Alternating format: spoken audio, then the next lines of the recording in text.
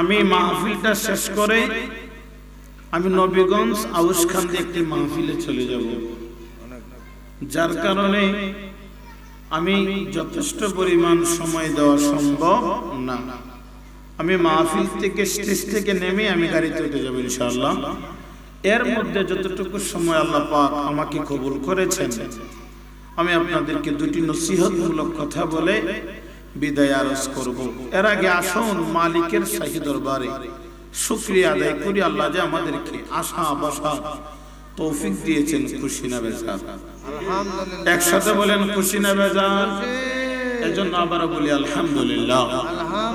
সাথে সাথে নূরুন আলা নূর, হায়াতুন নবী, জিন্দা নবী, নবী মুহাম্মদুর রাসূলুল্লাহ সাল্লাল্লাহু তাআলা আলাইহি ওয়াসাল্লাম রোজা মুবারক। সম্মানিত উপস্থিতি, আমি লম্বা আলোচনা না করে সরাসরি আলোচনার মধ্যে চলে যাচ্ছি। বাবার আমার মনোযোগ, আল্লাহ রাব্বুল আলামিন বান্দারে বড় মায়া করে মহব্বত করে বানিয়েছেন। আমার আল্লাহ রাব্বুল আলামিন আহকামুল হাকিমিন কুরআনুল কারীমের মধ্যে ওয়াজ করতেছেন, আল্লাযীনা ইয়াকুলুনার রিবা লা ইয়াকুমুনা ইল্লা কামা ইয়াকুমুল্লাযীনা ইয়াতাখাব্বাতুশ শাইতান আশ-শাইতানু মিনাল মাস। আল্লাহ রাব্বুল আলামিন বলে, দুনিয়ার মানুষ, দুনিয়ার মানুষ তোমরা কি করো? হালাল খাবারের সন্ধান করো, হালাল খাবারের সন্ধান করো, হালাল খাবারের সন্ধান করো, হালাল খাবারের সন্ধান করো।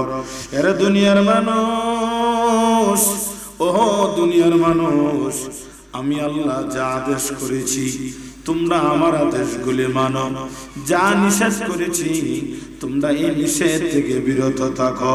এজন্য বাবার আমার গভীর মনোযোগ, আল্লাহ রাব্বুল আলামিন আপনি আমাকে হালাল খাবারের কথা বলেছে, হারাম থেকে দূরে থাকার জন্য আল্লাহ পাক তাকে দিয়েছেন। শুধু আমার আল্লাহ হালাল হারামের কথা বর্ণনা করে নাই, আমার আল্লাহ রাব্বুল আলামিন কুরআনুল কারীমের মধ্যে বলেন, মা খালাকাতুল জিন্না ওয়াল ইনসা ইল্লা লিয়াবুদুন। আওয়াজ করে বলা যাবে কি আল্লাহু আকবার? হায়রে আমার আল্লাহ বান্দারে দুনিয়ার জমিনে পাঠাইছেন ইল্লা লিয়াবুদুন, ইবাদত করার জন্য, দাসত্ব করার জন্য, গোলামি করার জন্য, আল্লাহর ইবাদত করার জন্য। বন্ধুরা আমার, ইবাদত আল্লাহর দরবারে কবুল হওয়ার পূর্ব শর্ত হইল হালাল, হালাল খাবার। কি খাবার? হালাল খাবার। কবুল হওয়ার পূর্ব শর্ত হলো হালাল খাবার। আপনি যদি মানুষকে ঠকায় আনেন, আপনি যদি মানুষের হক মেরে দেন, আপনি যদি বিচারের মধ্যে যাইয়া ঘুষ খান, আপনি যত আমল করেন, যত ইবাদত করেন, কোন আমল, কোন ইবাদত আল্লাহর দরবারে কবুল হবে না। তবে যদি জীবনের মতো তওবা করার মতো করতে পারো, রে খোদা গুনাহ করেছি, নাফরমান করেছি, ওয়াদা করলাম আর গুনাহ করব না, আর জুলুম করব না, আর অন্যায় অত্যাচারে বিচার করব না, অন্যের হক মেরে খাবো না। আমার আল্লাহ ডাক মারা বলে, ফেরেশতারা রে, রে ফেরেশতারা, দেখ আমার বান্দারা জাহান্নাম দেখে নাই, জান্নাত দেখে নাই, কিন্তু আমি মাওলার ইবাদত করতেছি, ইত্তাকুল্লাহ, আমি আল্লাহরে ভয় করতেছি। তোরা সাক্ষী থাক, আমার বান্দা যে তওবা করেছে, আমার বান্দার তওবাটা আমার দরবারে বড় পছন্দনীয় হয়েছে। যা যা যা, আমার বান্দার তওবা আমি আল্লাহ কবুল করে নিলাম। আওয়াজ কইরা বলা যাবে কি আল্লাহু আকবার? এজন্য বাবারা আমার, নাম্বার 1 ইবাদত কবুল হওয়ার পূর্ব শর্ত হলো হালাল খাবার। কি খাবার? হালাল খাবার। এর চাইতে আরো গুরুত্বপূর্ণ বিষয় যেটা হচ্ছে এটা হলো ঈমান। এটা কি? এটা হলো ঈমান। ঈমান ধরা যায় না, ছোঁয়া যায় না, অনুভব করা যায়। ঈমান ঈমান ঈমান। ঈমানদারের জন্য হালাল হারাম বাচ্চা খাবার জন্য তাকিদ দিছে। ঈমানদার যারা আছে এরা হালাল হারাম বেছে খাবে। ঈমানদার যারা আছে এরা নামাজ পড়বে, রোজা রাখবে। আর যাদের ঈমান নাই গো, তাদের নামাজও নাই, রোজাও নাই, হালাল হারাম পার্থক্য বিবেচনা করার কোনো সময় নাই। এদের জন্য এগুলি দরকার নাই। তাহলে বোঝা গেল অমূল্য সম্পদ হলো ঈমান ঈমান ঈমান ঈমান। আর ঈমান হলো নবী মুহাম্মদুর রাসূলুল্লাহ সাল্লাল্লাহু আলাইহি ওয়াসাল্লাম। জবানটা কইলা বলা যাবে কি আল্লাহু আকবার। ঈমান কি জিনিস রে? ঈমান কি জিনিস? গভীর মনোযোগ। হযরত বেলাল রাদিয়াল্লাহু তাআলা আনহু, আমার দয়াল নবীজি অত্যন্ত মহব্বতের এক সাহাবী, যিনি কিনা কৃতদাস ছিল। কি ছিল? কৃতদাস ছিল। এমন একটা সময় ছিল গো, কৃতদাস অর্থাৎ মানুষকে বিক্রি করা হতো। আইয়ামে জাহিলিয়ার যুগে মানুষকে বিক্রি করা হতো। যাদেরকে বিক্রি করা হতো তাদেরকে বলা হতো কৃতদাস। হযরত বেলাল রাদিয়াল্লাহু তাআলা আনহু চেহারাটা কালো বর্ণের ছিল। উনি একদম গরীব বংশের লোক ছিল, যার কারণে উনার মা বাবা ছোটকালে বিক্রি করে দিয়েছিল। হায় রে হায়, উনারে বিক্রি করে দেওয়ার পরে উনার উপরে উমাইয়া, ওই সময় উমাইয়া নামক একটা শাসক ছিল। যেই শাসক ফাজাদের উপরে অনেক অত্যাচার করত, বিচার করত, জুলুম করত। যেই জুলুমের কারণে বেলালে হাবশী বিবেচনা করে দেখছে, যেই ধর্মের মধ্যে আল্লাহ ছাড়া মাবুদ নাই, যেই ধর্মের মধ্যে সত্যতা আছে, যেই ধর্মের মধ্যে একমাত্র আল্লাহর ইবাদত করা হয়, এই ধর্ম গ্রহণ করার জন্য প্রস্তুতি নিয়েছে। আওয়াজ করে একসাথে বলা যাবে কি আল্লাহু আকবার। ক্রমান্বয়ে ভাবে হযরত বেলাল রাদিয়াল্লাহু তাআলা আনহু মুসলমান হয়ে গেলেন। মুসলমান হওয়ার পরে উনি যখন পাহাড়ের মধ্যে পাহাড়ের মধ্যে গরু ছাগল বকরি লালন পালন করে, হঠাৎ করে একদিন একটা বড় পাথরের উপরে বসিয়া আসমানের দিকে নজর কইরা দুইটা চোখের পানি ফালাইয়া বিনায়া বিনায়া কান্দে আর বলে আহাদুন আহাদুন আহাদুন আহাদুন। মোহব্বতে বলেন আল্লাহু আকবার। আহাদুন আহাদুন মানে আল্লাহ এক, আল্লাহ এক, আল্লাহ এক। আমরা যখন কোন শ্রমিকের বাজারের মধ্যে বা হাওয়ারের মধ্যে কাজ করার জন্য পাঠাই, হে কাজ করে কিনা একটু মধ্যে মধ্যে চেক করা লাগে না? হ্যাঁ, আমরা মধ্যে মধ্যে একটু চেক করি। আমরা মধ্যে মধ্যে চেক করি যে হে কাজ করে কি, ঠিক কিনা বলে। হযরত বেলাল পাথরের উপরে বসে আল্লাহর দরবারে কান্দে আর বলে আহাদুন আল্লাহ এক। যেই ছাগলগুলি লালন পালন করে, ছাগলগুলিও বেলালের দিকে তাকায়া বিনায়া বিনায়া কান্দে। উমাইয়া ঘোড়ার উপরে সওয়ার করে, এই এই কথা বলতেছিস, এটা মাহফিল নাই, নাটক আরম্ভ হইছে, পণ্ডিত কোথাকার।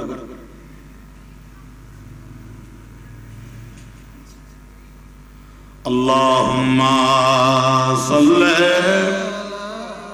সাইয়্যিদিনা মাওলানা মুহাম্মদ ওয়া আলা সাইয়্যিদিনা।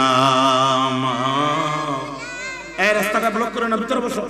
মানুষ আসতেছে জায়গা দাও আল্লাহুম্মা সাল্লি সাইয়্যিদিনা মাওলানা মুহাম্মদ ওয়া আলা সাইয়্যিদিনা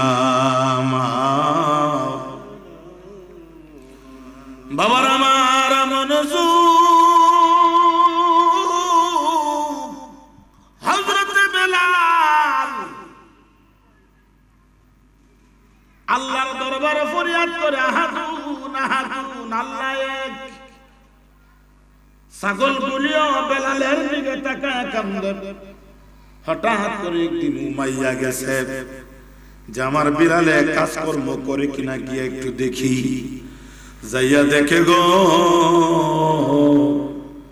বেলাল আসমানের দিকে তাকায়া বলে আহাদুন আহাদুন আল্লাহ এক আল্লাহ এক আল্লাহ এক আহাদুন আহাদুন উমাইয়া যে মাত্র এই কথা শুনলেন উমাইয়ার মাথা নষ্ট হয়ে গেল উমাইয়া মনে মনে কয় রে হায় আমার টাকার কেনা কৃতদাস আমার আনুগত্য না করিয়া আমি উমাইয়ার ইবাদত না করিয়া আমি উমাইয়ার পূজা না করিয়া আল্লাহর পূজা করতেছে আল্লাহর ঘোষণা দিতেছে না না না এই বেলালের আর রাখা যাবে না আর এই বেলালের রাখা যাবে না ওই সময়ের শাসকদের হাতের মধ্যে সব সময় একটা সাবুক থাকতো তলোয়ার থাকতো ওই সাবুকটার হাতের মধ্যে লইয়া বেলাল হাবশির পিছন দিক দিয়া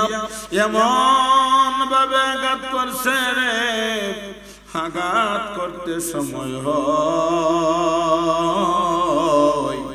বেলাল সাথে সাথে জমিনের মধ্যে পড়ে গেছে উমাইয়া বিলালের গায়ে এমন ভাবে আঘাত করা শুরু কইরা দিল রে আঘাত করতে করতে বেহুশ করে ফেলল হযরত বেলাল বেহুশ হয়ে গেলেন কোন রকম ভাবে টেনে হেসে বাড়ির মধ্যে নিয়ে গেলেন বাড়ির মধ্যে নিয়ে গেলেন বাড়ির মধ্যে নিয়ে গেলেন বাড়ির মধ্যে নিয়ে উমাইয়া বিবিরে ডাক দিছি বিবিরে আমাদের টাকার কেনা গোলাম উমাইয়া ডাক মারছে বিবিরে টাকার কেনা গোলাম বিলাল আজকে আমাদের আনুগত্য না করিয়া আহাদুন আল্লাহ এক আল্লাহর প্রতি ঈমান আনছে মুহাম্মদ সাল্লাল্লাহু আলাইহি ওয়াসাল্লাম আল্লাহর রাসূল কালিমা তয়্যিবা গ্রহণ করছে ঈমান গ্রহণ করছে কি করতে পারি উমাইয়ার স্ত্রী দুষ্ট শয়তান এই দুশ্চরিত্রের মহিলা ডাক মারা বলে স্বামী গো বেলাল যেহেতু আমাদের কথার অবাধ্য হয়ে গেল একটা কাম করো কি আমার ঘরের মধ্যে একটা শিক আছে লোহার করাত আছে গো স্বামী এটারে গরম করিয়া বেলালের পিঠের মধ্যে লাগায়া দাও বলল ঠিক আছে বুদ্ধিটা তো খারাপ না ওই লোহার শিক গরম করিয়া বেলালের পিঠের মধ্যে যে মাত্র লাগাইয়া দিল লাগাইতে সময় হয়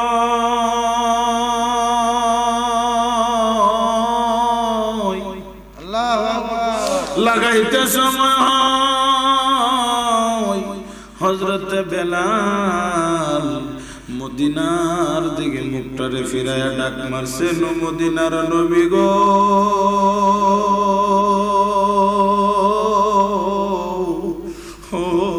মদিনার নবী কালিমা গ্রহণ করার কারণে এত কষ্ট করতে হয় গো নবী ওয়াদা দিলাম এই ঈমান রক্ষা করতে যাইয়া যদি আমার প্রাণ পাখিটাও চলে যায় আমি শহীদের পেয়ালা গ্রহণ করব মাগার কালিমায়ে তয়্যিবা ভুলবো না আওয়াজ করে একসাথে বলা যাবে কি আল্লাহু আকবার বাবারা আমার মনোযোগ হযরত বেলাল অজ্ঞান হয়ে জমিনের মধ্যে পড়া আছে বিবি বলে স্বামী গো এই বিলাল যেহেতু আমাদের কথার অবাধ্য হয়ে গেল এই বিলালের আর রাখা যাবে না একটা কাম করেন কি আমরা যে টাকা দিয়া তারে ক্রয় করছিলাম এই টাকা দিয়ে আমরা তারে আবার বিক্রি করে দেই। উমাইয়া বলে কথাটা তো খারাপ না, ঘোষণা করে দিলাম ইমুক দিন বিলালের বাজারের মধ্যে তোলা হবে, যারা কিনতে চান বিলালের আপনারা বাজারের মধ্যে চলে আসবেন। এই সংবাদটা চতুর্দিকে ছড়িয়ে পড়ল। এই সংবাদটা সবার কাছে যাইতে যাইতে ক্রমান্বয়ে ভাবে আমার দয়াল নবীজিও এই সংবাদটা শুনলেন। আমার নবী দুইটা চৌকির পানি ফেলাইয়া, আল্লাহু আকবার বলেন, দুইটা চৌকের পানি ফেলাইয়া সিদ্দিক আকবরের ডাক মারছে, আবু বকর, ওহো আবু বকর, আমি নবী বড় খুশি হয়ে যাইতাম যদি আমার বেলালের মুক্তি করতে পারতাম। সিদ্দিক আকবর বলে, ইয়া রাসূলুল্লাহ, ইয়া হাবিবাল্লাহ, নবী গো, আমার কাছে তো 41 দিরহাম সম্পদ আছে। কয় দিরহাম? 41 দিরহাম আমার কাছে সম্পদ আছে। নবীজি বলেন, যতটুকু দিরহাম আছে ততটুকু নিয়ে আমার সাথে চলে এলা চোখ, চলো বাজারের মধ্যে যাই। বাজারের মধ্যে চলে যাবে। আমার নবী ওইদিকে আবু বকর নিয়ে বাজারের দিকে রওনা হলো। ওইদিকে উমাইয়া বিলালের বাজারের মধ্যে নিয়ে গেল। বাজারের মধ্যে নিয়ে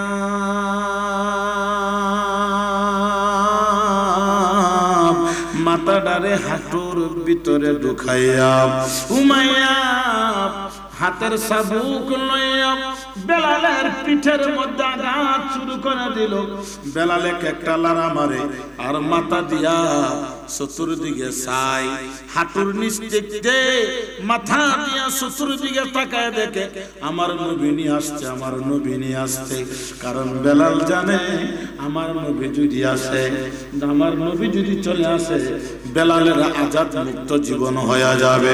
হঠাৎ করে নজর করে দেখে গো আমার দয়াল নবী হযরতে সিদ্দিক আকবর লইয়া বেহুশ হইয়া দৌড়তে দৌড়তে দৌড়তে দৌড়তে বাজারের দিকে আসতেছে। হযরতে বেলাল নবীরে দেখা ডাক মারছে, ইয়া রাসূলুল্লাহ, নবী গো, মায়ার সুরে ডাক দাও না, আল্লাহু আকবার। ইয়া রাসূলুল্লাহ, ইয়া হাবিবাল্লাহ, নবী গো, ও নবী আমার, আপনার গোলাম এখানে। আমার নবীজি ডাক মারছে, রে বেলাল, চিন্তা করিস না, চিন্তা করিস না, আমি নবী আজকে যেহেতু বাজারের মধ্যে চলে আসছি, আজকে তোমার জন্য একটা ফয়সালা হয়ে যাবে, ফয়সালা হয়ে যাবে। মোহব্বতে বলা যাবে কি সুবহানাল্লাহ। বাজারে নবীজি আসছে, এ উমাইয়া, তোমার বিলালকে কত টাকা হলে বিক্রি করবা? কয় 41 দিরহাম। কয় দিরহাম? কোনে আমার কাছে 41 দিরহাম আছে। নবীজি বেলালের কিনে ফেললেন, ক্রমান্বয়ে বাড়ির মধ্যে নিয়ে গেলেন। আমার নবীজি বেলালের নতুন জীবন দিয়া দিল। বাড়ির মধ্যে নিয়ে আমার নবী ডাক মারছে, আরে আয়েশা, গরম পানির ব্যবস্থা করো, গরম পানির ব্যবস্থা করো। গরম পানির ব্যবস্থা করলেন। হযরত বেলাল বলে, আমার নবীজি নিজের হাতে আমার শরীরের মধ্যে গরম পানি দিয়া সুন্দর করে আমার গোসল করালেন। গোসল করাই আমার নবী ডাক মারা বলে, বিলাল, এই যে একটা চাদর দেখা যায়, এই চাদরের উপরে তুমি বসো। হযরত বেলাল ডাক মারছে, নবী গো, কার এত বড় দুঃসাহস আছে গো নবী, আপনার চাদরের উপরে বসার? না না, চাদরের উপরে বসে না। আল্লাহ, ইয়া হাবিবাল্লাহ, নবী গো, গোলামের তো থাকতে দেন, বলা যাবে কি আল্লাহু আকবার। এদেরকে বলা হয় আশিক রাসূল। এত বড় ঈমান রক্ষা করার জন্য এত কষ্ট করেছে, তারপরে ঈমান বিক্রি করে নাই। আর আমরা দেশের মানুষ হন বিচারে গেলে 500 টাকা খাইয়া ঈমানদারে করে বাইনা সং ফাটাই। কথা কোন ঠিক কিনা? 500 টাকার বিনিময়ে ঈমান বানিয়েছো, ঠিক কিনা বলেন? সঠিক বিচারক পাইবেন কই? আছে? নাই। হাইরে বেলাল নবীর আশিক কেমন ছিল! আমার নবীজি যখন ইন্তেকাল করলেন, ইন্তেকালের 3 দিন পরে আমার নবীরে দাফন করা হলো। 74 দিনের মাথায় হযরত বেলাল মসজিদে নববীর চাবি হযরত আবু বকরের কাছে সমঝায়া দিলেন, ভাই আবু বকর, চাবি নেও। কেন রে আবু বকর? আবু বকর বলে নেও। হযরত বেলাল বলে, ভাই আবু বকর নেও, চাবি নিয়ে যাও। আবু বকর সিদ্দিক বলে, কেন রে বেলাল, কেন তোমার চাবি আমি নেব? বলতেছে, না, যেই দেশে আমার নবী নাই সেই দেশে আমি আর থাকবো না। আজ থেকে মসজিদে নববীর চাবি তোমার কাছে দিয়া দিলাম। আমি আগে আজান দিলে আমার নবীরে পাইতাম। আজকে 4 দিন ধরে হয়ে গেল, 4 দিন ধরে আজান দেই, আজানের পরে নবী নাই। এই জ্বালা আর সহ্য করতে পারি না। আওয়াজ করে বলা যাবে কি আল্লাহু আকবার। হযরত বেলাল মদিনা থেকে সিরিয়া চলে গেলেন। কোথায় গেলেন? সিরিয়া চলে গেলেন। 6 মাস পরে আল্লাহর নবীজি আমার দয়াল নবী হযরত বেলালের স্বপ্নের মাধ্যমে ডেকে ডেকে বলতেছেন, এ বেলাল, এত নিষ্ঠুর কিভাবে হইলি রে বিলাল? এত নিষ্ঠুর কিভাবে হইলি রে বিলাল? 6টা মাস হয়ে গেল আমি নবী তোর আজান শুনি না, আমি নবী তোর আজান শুনি না। তাড়াতাড়ি আয়, তাড়াতাড়ি আয়। আমি নবী তোর গলার কণ্ঠের আজান শোনার জন্য আমি নবী অপেক্ষার মধ্যে আছি। আওয়াজ করে একসঙ্গে বলা যাবে কি আল্লাহু আকবার। নবীজির এই স্বপ্ন দেখা মাত্র বেলাল কাফরের গাঠটি রাইখা রাত্রে বেলা দৌড়তে দৌড়তে 3 দিন সময় লাগে গেল। কয়দিন সময়? কয়দিন? তুমি কি কালসা? 3 দিন সময় লেগে গেল। 3 দিন পরে বেলাল হাফসি নবীজির রওজার সামনে চলে আসলেন। নবীজির রওজার সামনে আসিয়া 2টা চক্ষু বন্ধ করিয়া নবীজির রওজার দিকে তাকায়া কান্দার বলে, নবী গো,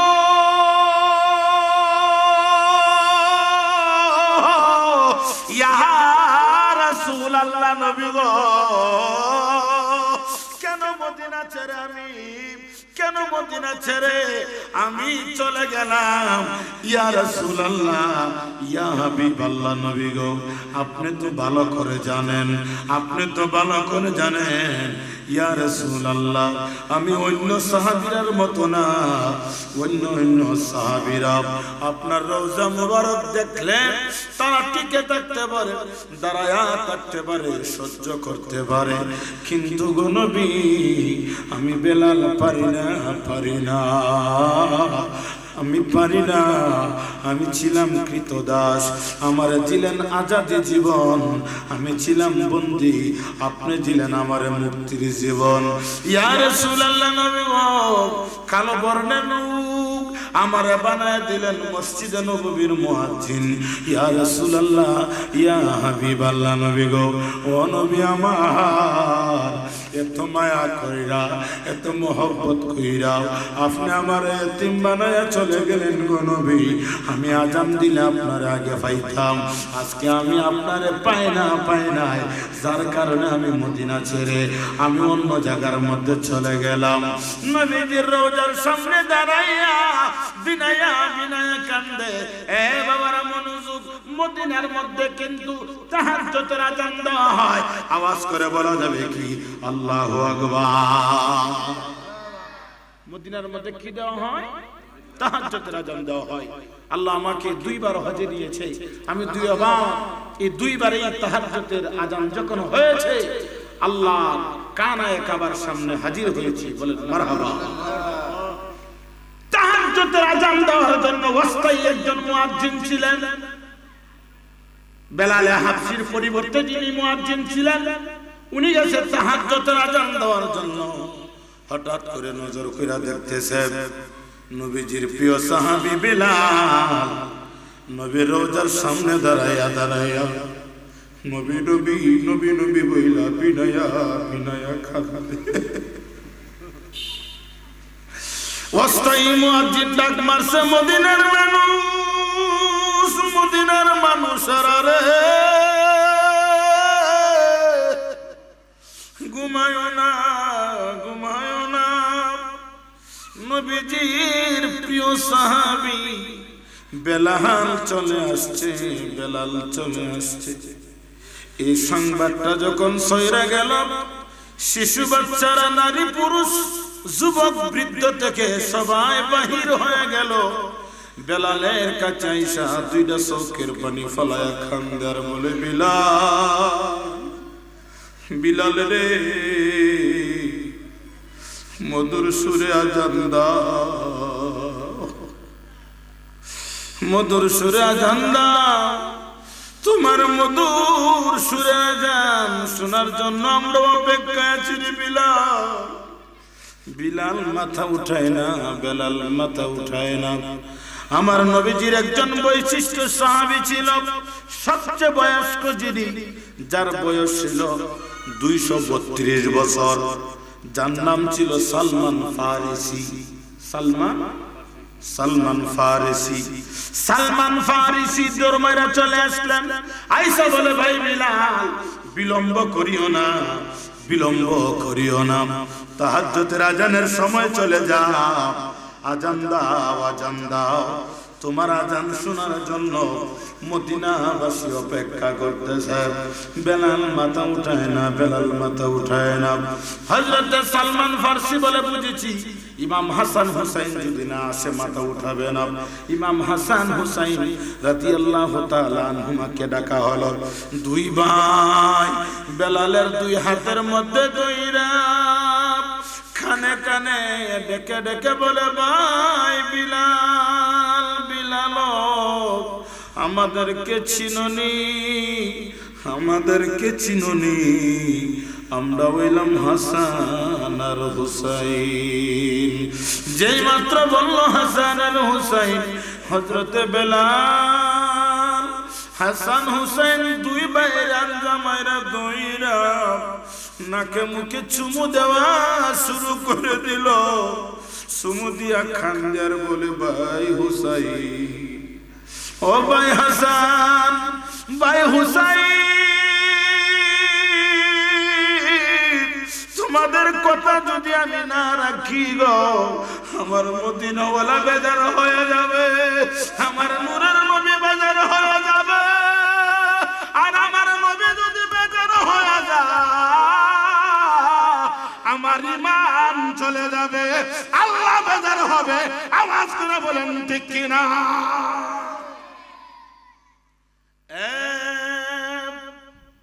ভাই হাসান হুসাইন, ঠিক আছে আমি আজান দেব। আজানের জন্য প্রস্তুতি নিলেন। আল্লাহু আকবার, আল্লাহু আকবার, আশহাদু আন লা ইলাহা ইল্লাল্লাহ, আশহাদু আন্না মুহাম্মাদার মুহাম্মাদুর রাসূলুল্লাহ যেই মাত্র বলল রে বেলালে হাবশির সাথে সাথে মিনারা থেকে জমিনের মধ্যে পড়ে গেছে। সাহাবীরা দরমাইরা বেলালের আঞ্জামেরা ধরছে, ভাই বিলাল কি হইছে রে বিলাল, মধুময় আজান কেন বন্ধ করে দিলে? বেলাল ডাক মারা বলে, সাহাবীরা রে আমারে নবীর রওজার দিকে লয়া যাও, আমার নবীর রওজার সামনে আমার লয়া যাও, আর আমার আজানের কথা বইল না। নবীর রওজার সামনে যখন নিয়ে গেল গো হযরত বেলাল নবীজির রওজার সামনে দাঁড়ায় বলে, নবী গো, ও নবী আমার। বেলালের ডাকছেন, গোলামের ডাকছেন, গোলাম হাজিরা দিছে। গোলামেরা আজানের কথা আপনার হাসান আর হুসাইন অর্ডার দিল, আজান দিলাম। নবী গো, কেন আমি অজ্ঞান হয়ে পড়ে গেলাম? আপনি জানেন এই যে বেলাল সেদিন থেকে আজান বন্ধ করেছিল, আর আজান দেয় নাই। বেলালে হাবশি নবীর রওজার মধ্যে আর থাকে নাই। আমরা পৃথিবীর যত আশেপাশে নবীর রওজার মধ্যে যায়, আর বেলালে হাবশি নবীর রওজা সাইরা অন্য জায়গার মধ্যে চলে যায়। ব্যাপারটা হলো কেউ নবীর রওজা দেখে সহ্য করতে পারে, কেউ দেখে নবীর রওজা দেখে সহ্য করতে পারে না। পার্থক্য এটাই। আওয়াজ করে বলেন ঠিক কিনা? বাবার আমার সময় খুব স্বল্প, আমি আর সামনের দিকে যাচ্ছি না। পরিশেষে এই কথাটাই বলবো, আমরা হালাল খাবো। কি খাবো?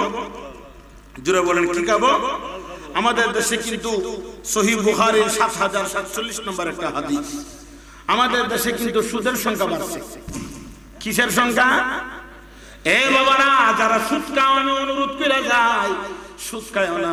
সুদ খায় যাদের জন্য সম্পদ বাড়াইতেছ, ইয়ারাই তোমারে ফাইরা মাটিতে দিব। কথা কোন ঠিক কিনা? আল্লাহর নবীজি বলেন, যদি কোনো যে এলাকার মধ্যে সুদের সংখ্যা বেড়ে যায়, এক নাম্বার হলো আমার আল্লাহ নিজে ঘোষণা দিচ্ছেন, যে দেশের মধ্যে সুদের সংখ্যা বেড়ে যাবে, আল্লাহর রাসূলের যুদ্ধ ঘোষণা হয়। নাউজুবিল্লাহ, এটা ওয়াজ ইমাম সাহেব কিছু হই রই। 2 নাম্বার, কিয়ামতের ময়দানে যখন উঠবেন, পাগল হয়ে উঠবেন। যারা সুদ খায় রাখি হইব, কিয়ামতের ময়দানে পাগলের মতো উঠবো। 3 নাম্বার, গলার মধ্যে ফাঁস লাগানো হবে। 4 নাম্বার, এই এলাকার জন্য আল্লাহর গজব তৈরি হবে। 5 নাম্বার, এলাকার ফসল ভালো হবে না। 6 নাম্বার, কিয়ামতের ময়দানে তাদের পেট অনেক বড় হয়ে যাবে, হাঁটতে পারবে না। 7 নাম্বার হলো মায়ের সাথে তারা অত্যাচার করা। 8 নাম্বার, দুনিয়া ও আখিরাতে তারা ধ্বংস। 9 নাম্বার হলো কিয়ামত পর্যন্ত তারা রক্তের নদীর মধ্যে ভাসবে। কথা বলেন ঠিক কিনা? আমার নবীজি ফজরের নামাজের পরে সাহাবীদেরকে ডাকলেন, হে সাহাবীরা রে, তোমরা গত রাতে ফজরের নামাজের পরে কি কেউ কিছু স্বপ্ন দেখেছো? সব সাহাবীরা বলে, হুজুর আমরা কোনো স্বপ্ন দেখি নাই।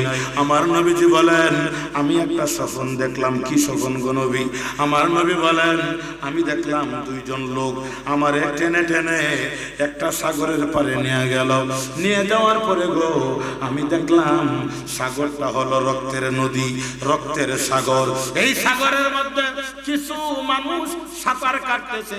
সাঁতার কাটা যখন তারা পারের মধ্যে আসে, পাথর দিয়া ইটা মারে, আবার তারা মধ্যখানে চলে যায়। আমি জিজ্ঞাসা করলাম, এ ফেরেশতারা, এরা কারা? এদেরকে এইভাবে কেন শাস্তি দেওয়া হচ্ছে? ফেরেশতারা বলে, হুজুর এরা দুনিয়ার জমিনে সুদ খাইতো। কি খাইতো? সুদ খাইতো। বিচারের মধ্যে গিয়া 500 টাকার বিনিময়ে বিচারটারে ঘুরাইয়া বান্না সঙ্গের বেড়ারে তারা উত্তীর্ণ হইয়া দিত। কথা কোন ঠিক কিনা? যেই দেশে সুদের সংখ্যা বাড়ে ফসলে কিদা বাড়ে না কমে রে? এ জলিল কিদা দেহা গুরু ফলাইতা সবসিডি বালা সুদের ব্যবসা যেতে মরবে। আল্লাহ রাব্বুল আলামিন আজকের ইমানি নুরানি আর ফানি মাহফিল যেন কবুল করে বলে আমিন। আমি সামনের দিকে যাচ্ছি না, আমি ওই আউশকান্দি মাহফিলে যেতে হবে। আল্লাহুম্মা আমিন। রব্বানা যালামনা আনফুসানা ওয়া ইল্লাম তাগফির লানা ওয়া তারহামনা লানাকুনান্না মিনাল খাসিরিন। রব্বে কারীম মুনীব খাজা গরিবে নেওয়াজ রাদিয়াল্লাহু তাআলা আনহু ইসলামের তরুণ যুব সংঘের উদ্যোগে চতুর্থ বার্ষিক মাহফিল, এই সংগঠনটারে আমি গুনাহগার প্রতিষ্ঠা করিয়াছিলাম। হাঁটতে হাঁটতে 4 বছর ধরে তারা মাহফিলটা করতেছে। গো আল্লাহ, এই মাহফিলটারে তুমি কবুল আর মঞ্জুর ফরমাও।